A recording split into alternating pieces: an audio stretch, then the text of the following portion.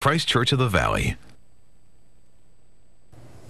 Welcome back, everyone. Tonight we have a memorable Pay It Forward for you. It is a reminder that sometimes people you don't even know, will stand beside you in the darkest hour. CBS 5's Jeff Butera joins us now with this powerful story, right, Jeff? Absolutely. Scene and Catherine, the woman who wrote us, wanted to pay it forward and give $500 to a man who lives in her neighborhood and was struggling. But more so, she wanted to let him know, I know what you're going through, and you're not alone.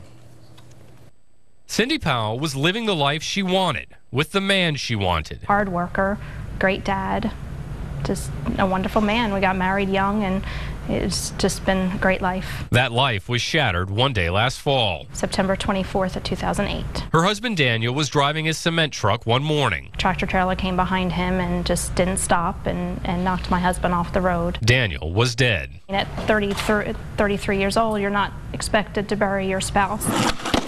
Today, Cindy's raising 3 boys on her own in Goodyear, still struggling with the loss of her husband, whose boots and a hard hat sit on a shelf in the family room, a constant reminder of what she's lost. Unless you've been through something like this, you don't understand. Marco Garnica does understand. Yeah, her full name is Guadalupe. Family would call her Lupe or Lupita. 1 month ago Saturday, Marco, his wife Lupe, and their kids were out driving. A truck crossed into their lane, hit their minivan. That's when Marco says his world turned quiet. No tires rolling, no engine running. The music I had on, it was off. And it was like complete silence. Then he saw his wife of 15 years motionless. She wouldn't respond. She had been a teacher and a mom to 3 young kids. I knew it was serious, and I felt that she was probably already gone. She was. So now, like Cindy, Marco is raising 3 kids on his own as people ask how he's doing. I tell him I'm okay, but deep inside I'm still heartbroken. Cindy and Marco are neighbors in the Estrella Ranch community, but until this week had never met. Still, Cindy says she feels they share a bond. Not even knowing him, I really do. I mean, it's just something you can't explain unless you've been through it. Which is why Cindy asked to pay it forward to Marco, which we did with the help of our sponsor, Christ Church of the Valley.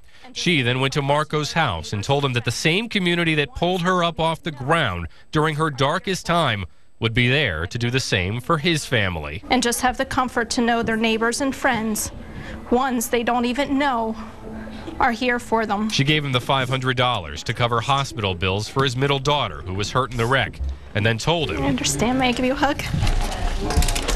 2 people who've never met never seem so close.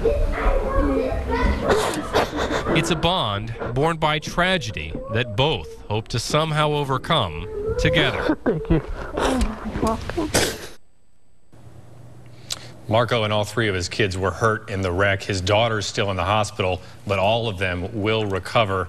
And Cindy and Marco do plan to stay in touch. What an incredible story. And you said that multiple letters and emails came in for this very story. We received 7 letters about the Garnica family, all of them wanting to pay it forward to Marco and his family, and we ended up choosing Cindy as the one to deliver the money and pay it forward. But I spoke to a number of the people who wrote us, and they were so happy to hear that this was our choice.